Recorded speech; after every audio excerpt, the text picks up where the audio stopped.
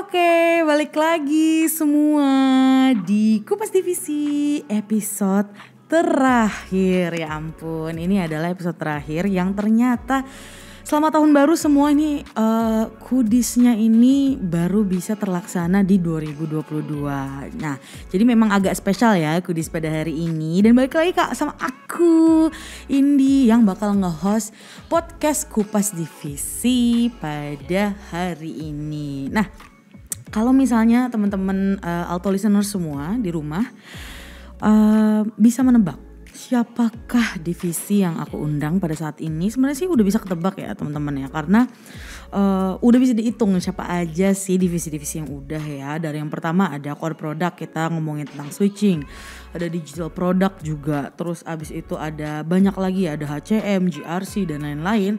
Nah ini dia nih divisi yang slim banget tapi powerful banget nih istilahnya ya di Alto. Dan pastinya divisi ini ciri-cirinya ya teman-teman ya, ini tuh ada di semua perusahaan kayak gitu. Tapi powerfulnya gimana sih Indi?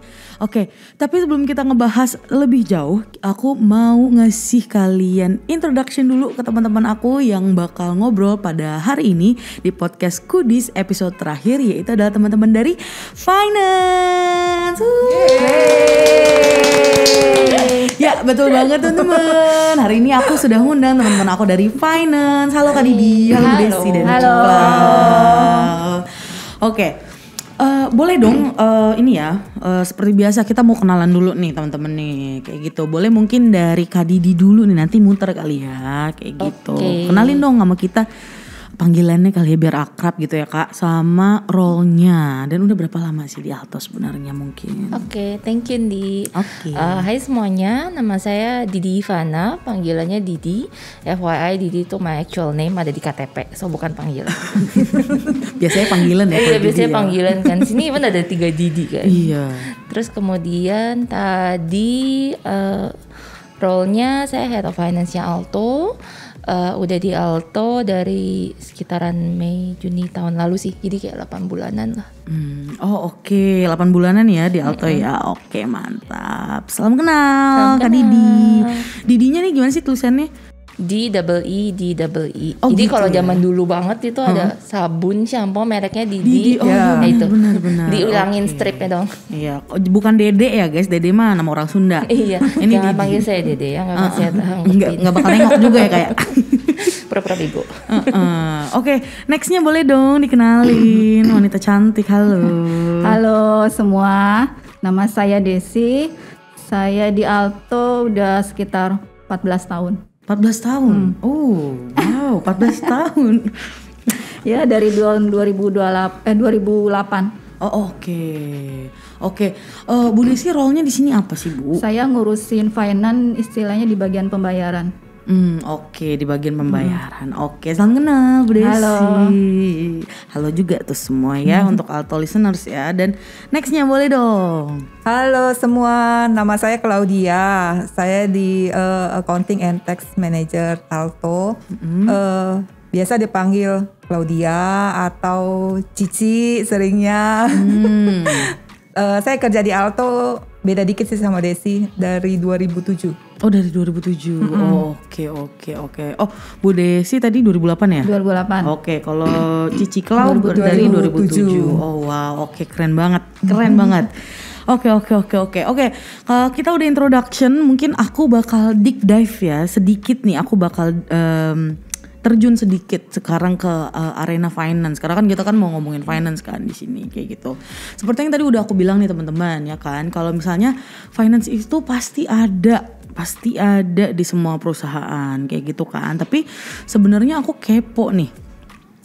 Kenapa sebuah perusahaan itu butuh finance? Kenapa finance itu nggak bisa dipegang let's say ya langsung sama, karena kan ini kan kita lagi ngomongin uang ya, agak sensitif nih teman-teman. Kenapa sih nggak langsung dipegang aja sama CEO-nya mungkin kayak gitu, atau langsung sama let's say divisi bisnisnya mungkin kayak gitu. Boleh mungkin dari Kak Didi dulu kali ya. Oke. Nah mungkin answering to your question, kenapa sih perusahaan tuh butuh finance division gitu ya.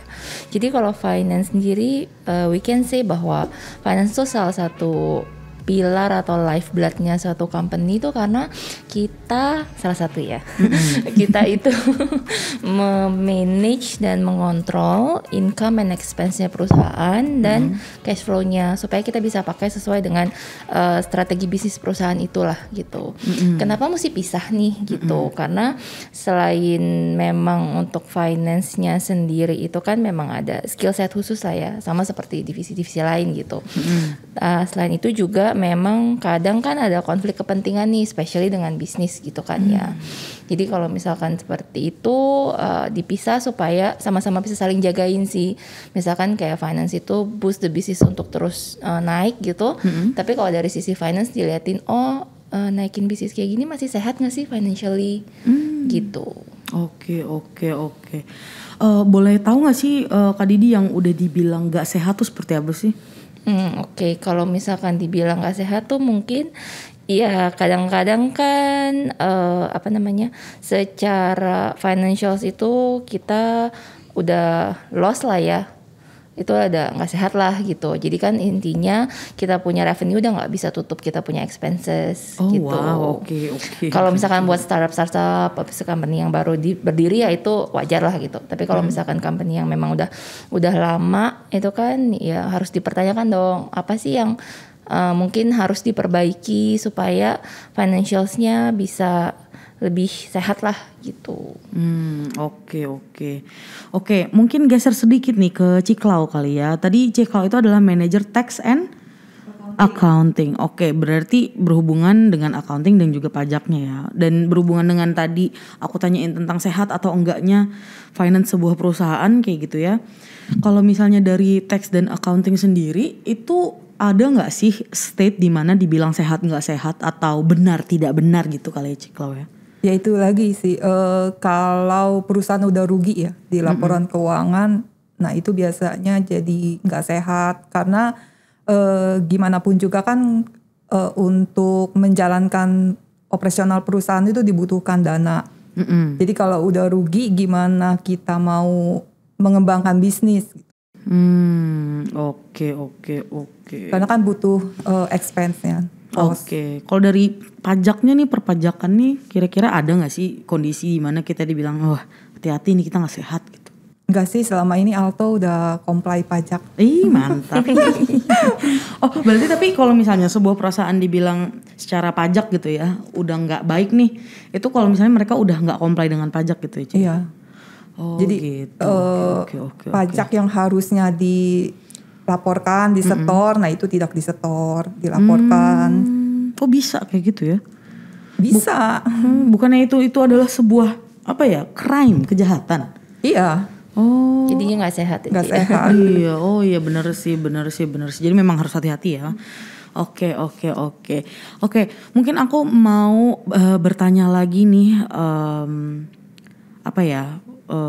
dari Alto sendiri kayak gitu ya. Mungkin kalau misalnya teman-teman listeners juga nih pengen tahu juga nih kalau misalnya dari Alto itu sebenarnya kita tuh ada di state atau lagi ada di kondisi seperti apa sih secara finansial? Apakah kita lagi sehat atau kita lagi tidak baik atau mungkin kita lagi prima-primanya nih kayak gitu apa gimana? Boleh nggak? Mungkin dari Kak Didi dulu deh, boleh? Oke.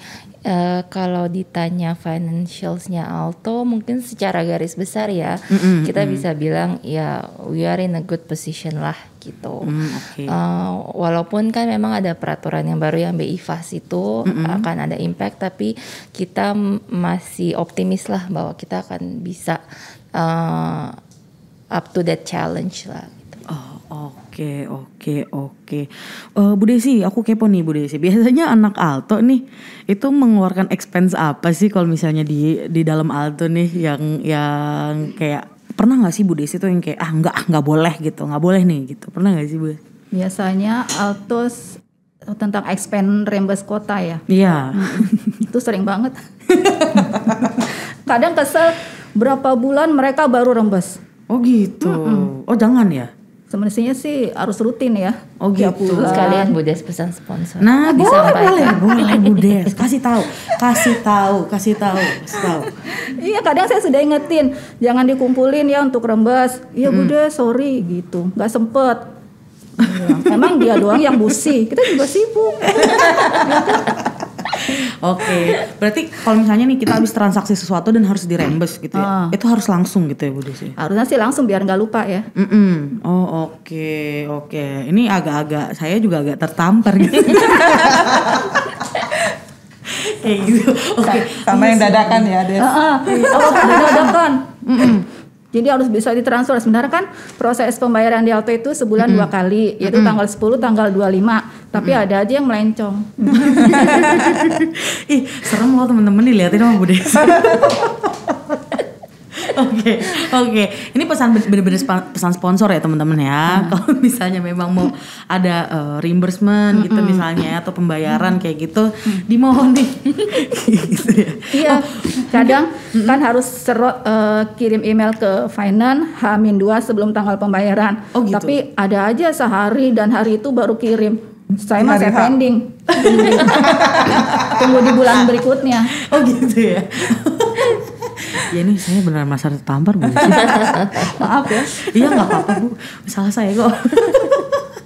Oke, keren. Tapi ini ya berarti ini kali ya yang dibilang sama orang-orang kenapa slim tapi powerful kayak gitu ya, karena kalau nggak ada yang lewat-lewat nih duitnya agak berabe juga kayak gitu ya. Tapi apakah aku mau tanya nih sama Bu Desi, sama Ciklau, sama Kak Didi juga kayak gitu ya. Apakah each one of you pernah merasa gue powerful nih atau gimana sih kayak gitu dengan posisinya Ciklau, Kak Didi dan juga Bu Desi yang berada di finance gitu, atau sebenarnya enggak kok rasanya di finance tuh ini aja lah sama aja kayak gitu, atau pernah merasa yang kayak gue tahu yang megang duit apa kayak gimana gitu, bisa nggak? Mungkin dari Ciklau dulu deh. Enggak kayak gitu. Oh, Enggak boleh enggak. sombong. Oke. Jangan nanti kita dimusuhin. Oh gitu, baik. Oh jangan justru jangan ya, Jangan galak-galak. Iya. Kita nggak ditemenin loh. Nanti kalau ke kantor sendirian. Nggak punya teman makan. Iya, bener. Kalau misalnya Kak Didi gimana nih sebagai head of finance gitu? Iya, nggak pernah ngerasa seperti itu sih, karena kan basically kita kerja bareng-bareng ya. Jadi ya tidak merasa ada yang lebih powerful dari yang lain lah gitu. Oke. Gimana sih harusnya gitu ya sebagai orang yang berada di ranah finance gitu ya, harusnya bersikap menurut teman-teman di sini? Mungkin dari Kak Didi dulu nih.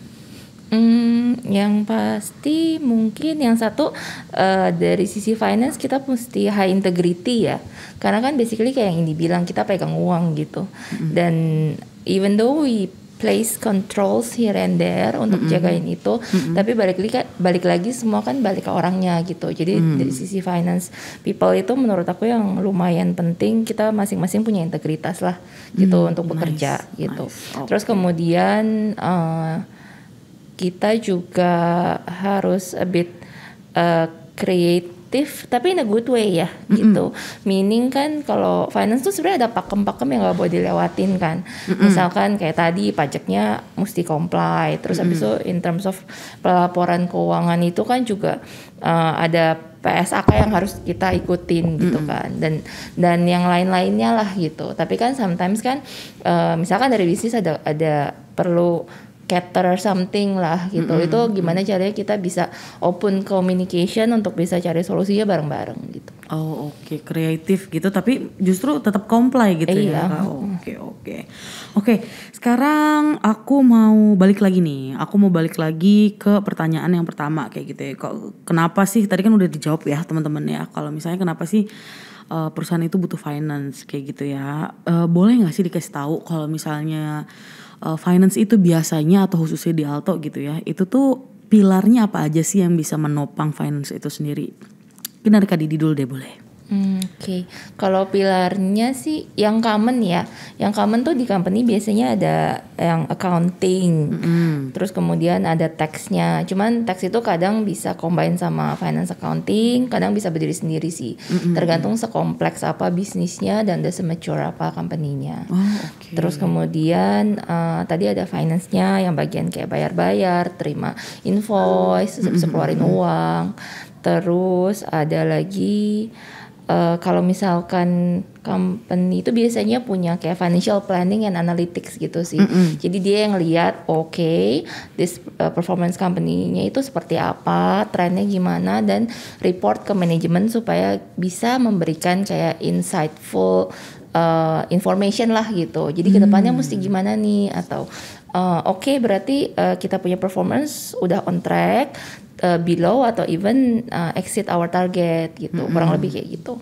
Terus kemudian satu lagi, tapi ini mungkin nggak ada di semua company ya, mostly mungkin company yang kayak startup atau yang masih in the growth stage lah ya, atau yang udah benar-benar mature banget, itu biasanya kita punya corporate finance. Corporate finance itu dia bukan finance-nya corporate gitu, tapi dia basically fokusnya tuh ngeliatin kayak make investment decision gitu. Oke, misalkan perusahaan ini punya kayak uang lebih banget gitu, misalkan kayak grup-grup gede, itu tuh mereka punya kayak divisi sendiri untuk ngeliatin, gua mau invest di sini, terus kemudian si investment ini returnnya tinggi atau enggak, mau gua lepas atau gua tambahin gitu. Terus bisa juga kalau misalkan startup companies, biasanya sih corporate finance ini yang akan bantu pikirin, gua kalau mau fundraising butuh duit, cari duitnya kemana ya? Oh wow, gitu. Itu udah advance banget ya? Iya, biasanya itu yang kayak lebih, yang masih startup gitu sih butuh corporate finance. Oke. Kalau di Alto nih khususnya ada apa aja sih Kak? Kalau kita ada accounting and tax, itu di tempatnya Cici. Ya. Terus kemudian kita ada lagi management reporting and Center of Excellence. Itu ada satu tim kita namanya Nina. Jadi basically pilar itu kurang lebih membantu untuk melihat reporting proses kita seperti apa dan apa aja sih yang bisa diimprove dari divisi finance. Gitu. Terus habis itu kita ada tadi satu lagi yang financial planning and analysis. Oke. Nah, aku karena ada Ciklau di sini, aku boleh tahu nggak sih kalau misalnya dari Ciklau sendiri di tax and accounting itu tuh ngapain sih Ciklau? Itu kan ada tax dan accounting gitu ya. Berarti ada dua hal nih yang secara garis besar gitu ya, yang pilarnya Ciklau handle kayak gitu. Karena itu tuh ngapain aja sih Ciklau? Daily ya. Jadi memang kebetulan kan termasuk finance juga. Jadi lihat uang masuk, uang keluar. Nah, uang masuk itu kita harus buat invoice ke member ya, member atau mitra, termasuk faktur pajaknya. Kalau uang keluar itu ya kita terima invoice dari vendor. Nah, kita cek kelengkapan dokumennya, kita terapin three-way matching, jadi buat kontrol juga, jadi supaya yang mau dibayar ini memang benar-benar memang harus dibayar gitu, sesuai dengan term of payment-nya. Oke. Three-way matching apa tuh, Ciklau?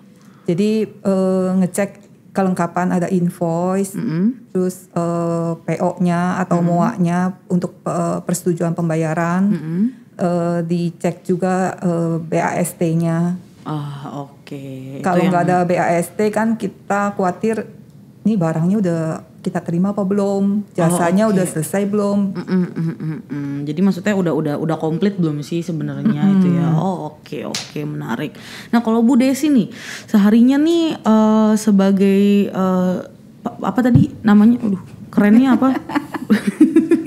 Belum Bu Des, aku belum nanya. Udah ketawa Bu Desi. Itu kesehariannya ngapain aja sih Bu Desi nih? Banyak.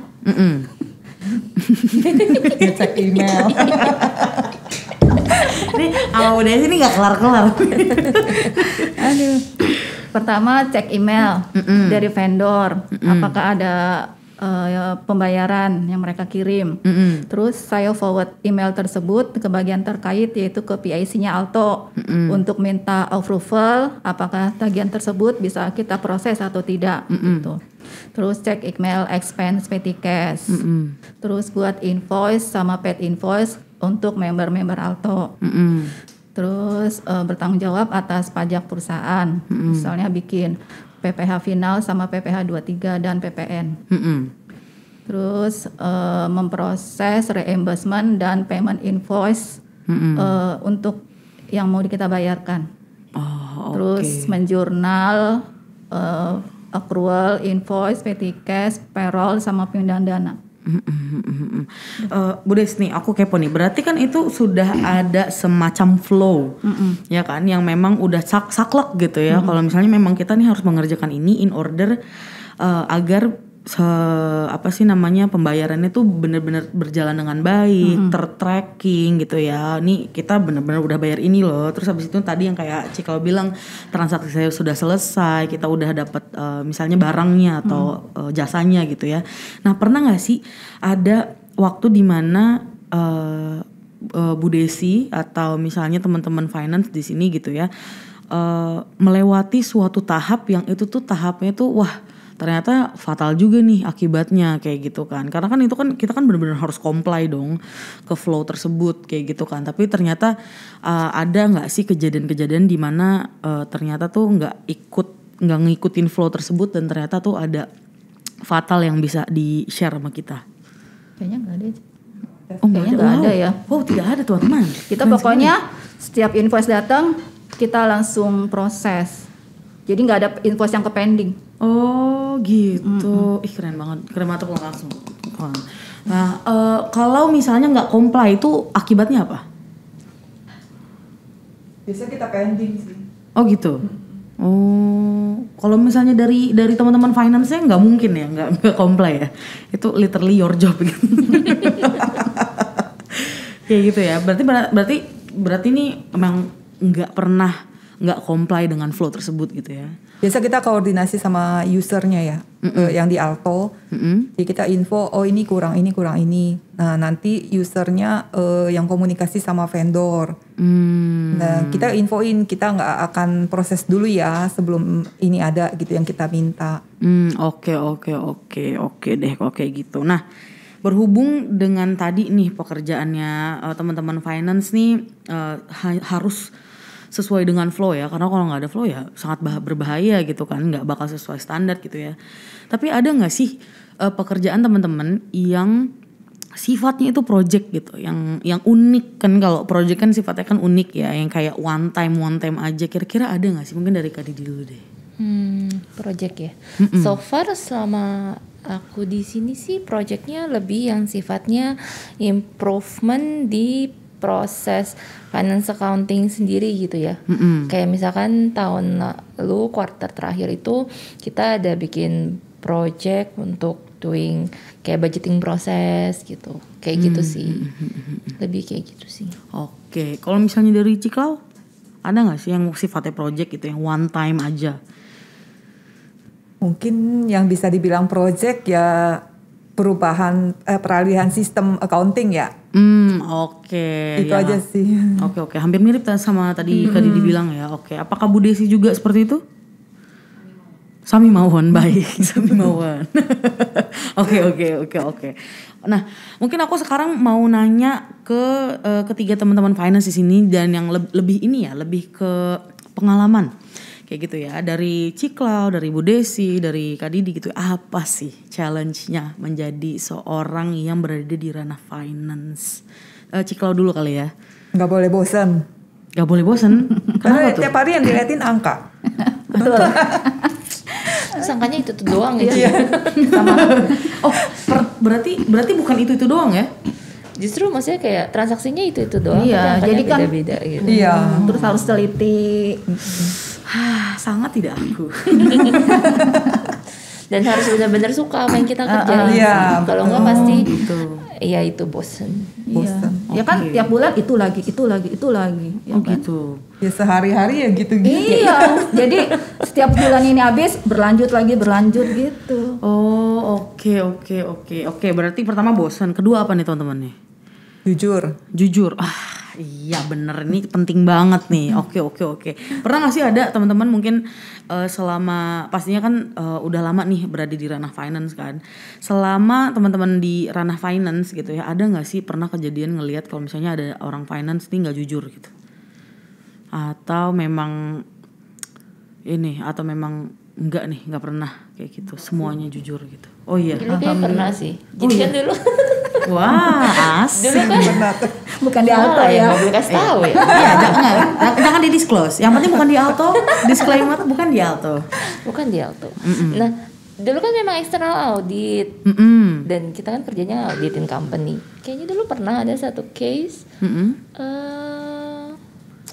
Ini kayaknya salah satu tim finance di perusahaannya aku audit gitulah. Terus habis itu kayaknya dia melakukan fraud sedikit lah gitu. Oh iya. Itu akhirnya ketahuan. Sedikit pun tapi terdeteksi ya. Kalau angka tuh karena exact banget ya. Dan maksudnya yang ngecek tuh banyak. Iya, takut. Makanya kalau jadi orang finance sebetulnya integrity nomor 1 dan jujur gitu. Dan kedua pun menurut saya ya mau ngapa-ngapain tuh banyak yang ngecek gitu, karena kan kita ada external auditor udah pasti gitu. Terus habis itu kan ada layering reviewnya juga, terus kemudian ada internal audit lagi gitu. Terus kalau misalkan ada angka-angka kadang-kadang kan ada yang kayak misalkan Alto gitu kita submit ke regulator juga, ada pajak juga gitu. Jadi banyak yang liatin. Merinding saya. Oke, tapi itu memang penting banget ya. Nah, ininya nih aku kepo nih, kalau misalnya memang udah terdeteksi ada tadi fraud sedikit, bahkan sedikit aja gitu ya, apa sih konsekuensinya? Ini kan berarti kan juga salah satu konsekuensi yang diemban gitu ya sama seseorang yang berada di ranah finance. Itu biasanya apa sih, Pak, kalau misalnya terjadi seperti itu? Konsekuensi ke orangnya atau ke perusahaannya? Oh, dua-duanya boleh deh. Oke. Ini cerita yang waktu itu ya. Seingat saya, lupa juga sih, kayaknya udah 10 tahunan yang lalu. Oh wow. Seingat saya sih orangnya jadi didisiplinkan. I think kalau nggak salah di-terminate from the company. Terus impact ke perusahaannya ya ada financial loss lah. Kalau nggak salah waktu itu case-nya dia basically harusnya uang perusahaan dia taruh di bank, terus dia pakai dulu duitnya berapa lama gitu, baru dibalikin lagi ke bank. Cuman akhirnya ketahuan gitu. Takut banget. Ini literally takut banget kayak gitu. Makanya kayak pasti ketahuan deh gitu. Iya ya. Oh, even walaupun uangnya dibalikin itu tapi tetap pasti ketahuan. Jatuhnya fraud gitu ya. Takut banget guys. TBL takut banget loh. Oke guys, jadi itu ya. Berarti kalian yang pertama ini ya, kalian nggak boleh bosen karena angkanya beda, tapi kegiatannya sama. Gitu itu doang. Rutinitasnya udah. Rutinitasnya udah ada pasti ada. itu gitu ya. Yang kedua integrity, karena ini junjungan nomor 1 sebagai seseorang yang bekerja di finance ya. Ada lagi nggak guys challenge-nya? Attention to detail kali ya, kayak tadi Bu Desi bilang. Ampun, sangat tidak aku. Oke, challenge-nya di attention to detail tuh biasanya apa sih, teman-teman? Mungkin kayak karena kan kayak yang tadi dibilang gitu, kita tuh melakukan sesuatu yang rutin. Terus habis itu mungkin kalau dilihat angka kan keriting kadang kelihatannya semua sama gitu kan. Jadi kayak kalau nggak benar-benar dilihatin dengan detail ya bisa miss gitu. Dan kalau miss kan implikasinya kayak tadi, misalkan ternyata duitnya nggak rekon di bank, kurang gitu. Terus nanti impactnya kemana-mana deh. Oke. Bu Desi sebagai yang iya nih, Bu Desi gimana nih Bu? Gimana Bu? Ya sama. Aduh, kalau misalnya kalian lihat ya guys, di sini di studio ada beberapa orang, semua orang kalau Bu Desi ngomong pasti ketawa. Oke. Tapi aku kepo nih sama Cikla sama Bu Desi kali ya. Kan tadi kalau attention to detail mungkin lebih ke trait gitu ya, atau misalnya sesuatu yang harus dipunyai gitu kan. Nah, apakah Bu Desi dan juga Ciklau adalah orang yang born with it gitu ya, lahir nih udah bagus di attention to detailnya, atau sebenarnya itu dilatih makin lama makin bagus apa gimana? Mungkin dari Bu Desi dulu boleh deh. Karena udah biasa kali ya, Ci. Karena udah biasa. Oh, karena udah biasa. Oh, awal-awal berarti struggling dong apa gimana, Bu? Awal-awal kan saya masuk sebenarnya diajarin sedikit, terus saya pelajarin aja yang seperti sebelumnya apa-apa gitu. Kadang saya coba tanya ke Ciklau. Oke, kalau gitu, kalau misalnya Ciklau sendiri, apakah menurut Cici itu adalah sesuatu yang emang udah Ciklau punya, atau itu dilatih juga nih mungkin? Kalau menurutku sih punya, mungkin kadarnya sedikit awal-awalnya ya. Oke. Karena kan gimana pun juga baru pertama kali masuk dunia kerja itu sangat berbeda kan dengan materi yang kita dapat dari kuliah, dari sekolah. Betul. Jadi karena setiap hari udah rutin kita kerjain itu sedikit demi sedikit tuh kita tingkatkan gitu. Kita pupuk untuk kerja tuh harus mesti dicari sampai ke detailnya kayak gitu. Oke. Ini ya bisa karena terbiasa ya. Oh my god. Begitu juga dengan Kak Didi kah? Oh sama. Oke. Sami mawon ya kalau misalnya ketemu desa. Oke. Nah, kan tadi berarti kan udah ada tuh ya challenge-nya adalah jangan gampang bosen kayak gitu ya, karena berarti challenge-nya tuh pernah dong bosen ya kan. Nah terus kalau habis itu integrity juga menjadi challenge gitu, dan juga barusan itu attention to details kayak gitu. Nah dari ketiga ini gitu ya kan, pasti kan challenge-nya tuh lumayan signifikan juga nih, integrity ya kan. Nah kenapa sih dari semua ranah memilih ranah finance nih teman-teman? Kayak gitu kan. Nah mungkin boleh nih dari siapa? Ketawa aja. Kenapa nih? Kayaknya kejebur ya.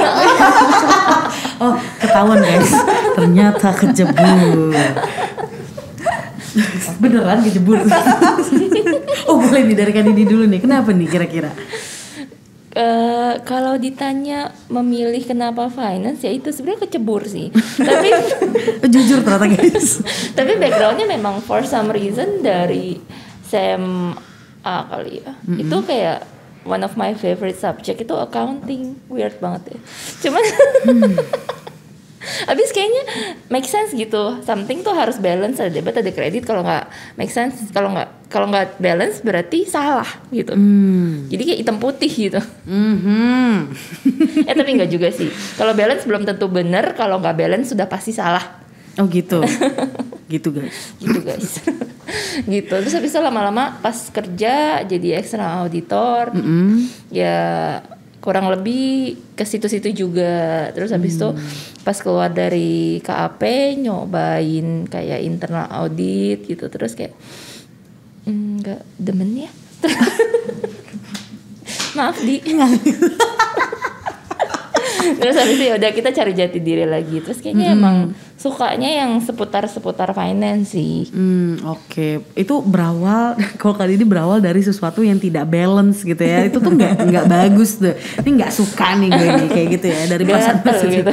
Iya ya ampun sampai gatel. Oke. Bocoran sedikit Indi dulu kalau misalnya ngerjain accounting gitu yang kayak gak balance nih, ya udah deh gitu.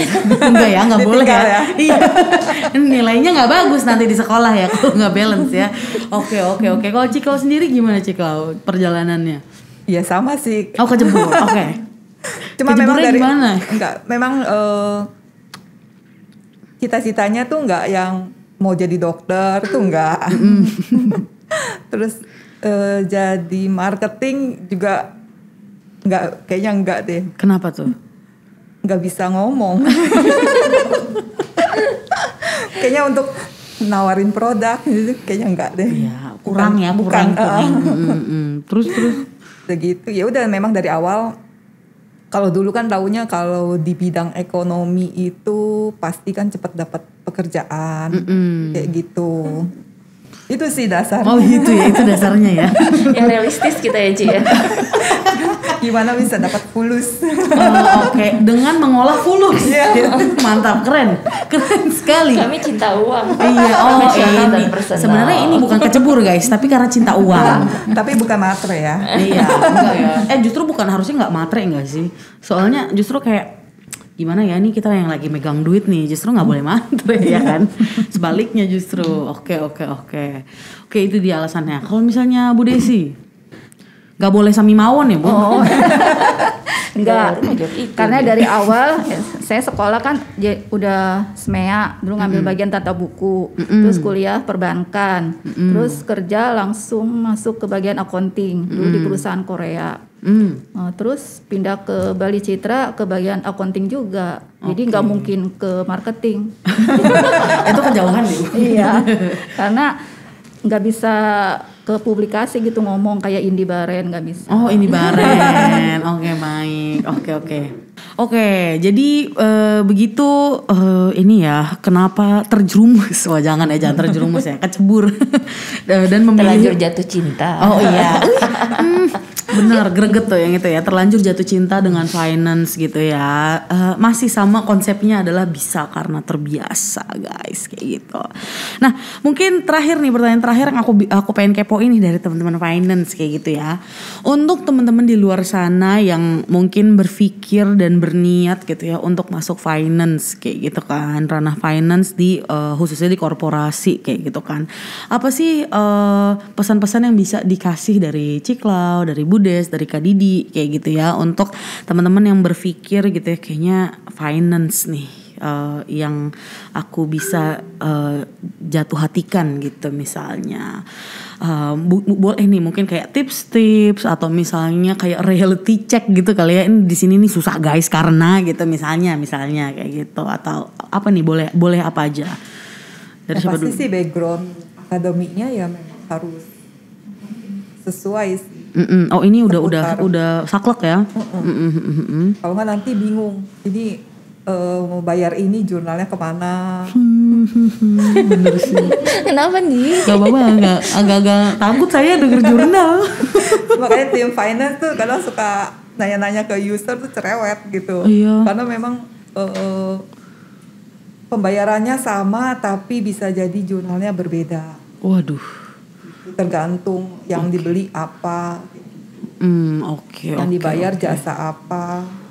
Oke. Pertama itu ya, berarti teman-teman ya harus strict nih, apa sih namanya, dengan background yang sama kayak gitu ya. Oke. So apa lagi nih? Teliti dan jujur. Oke. Dan nggak bosen, balik lagi guys, jangan bosen ya. Oke. Ada lagi nggak? Ya paling make sure it's your passion sih, karena jalannya mungkin ya rada panjang gitu kan ya di situ. Gimana nih jalan rada panjang tuh gimana nih?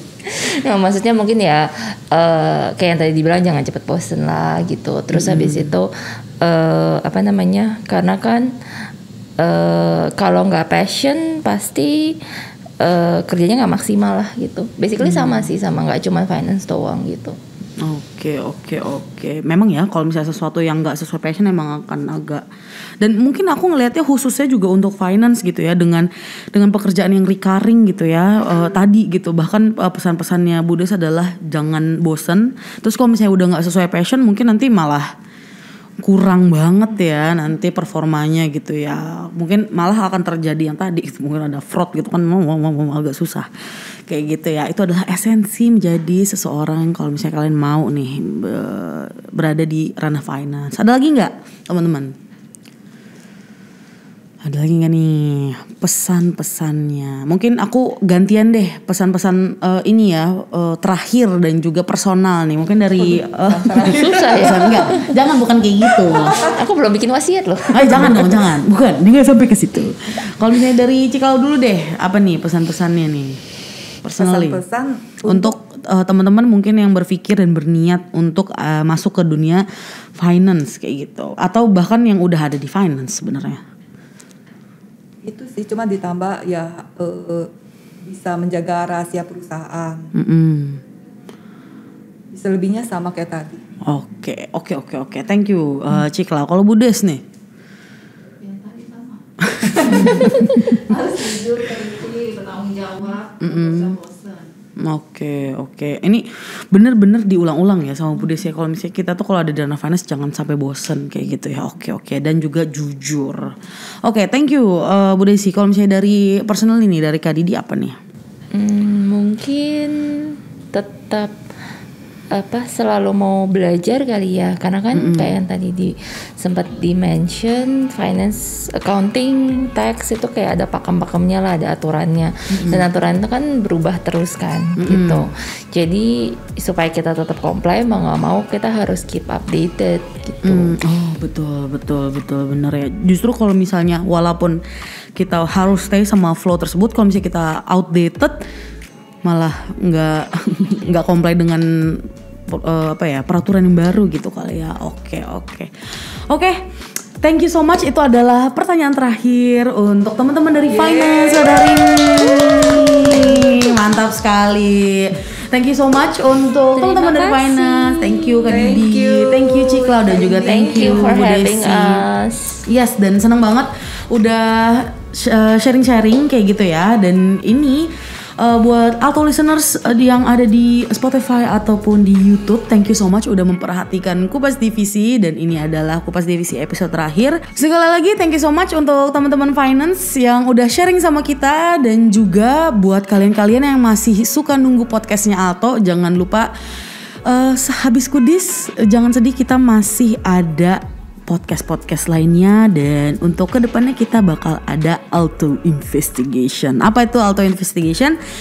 Kalau misalnya kamu kepo, stay in tune with our Spotify and also YouTube. Dan thank you so much semua. Bye bye. Thank you. Bye bye.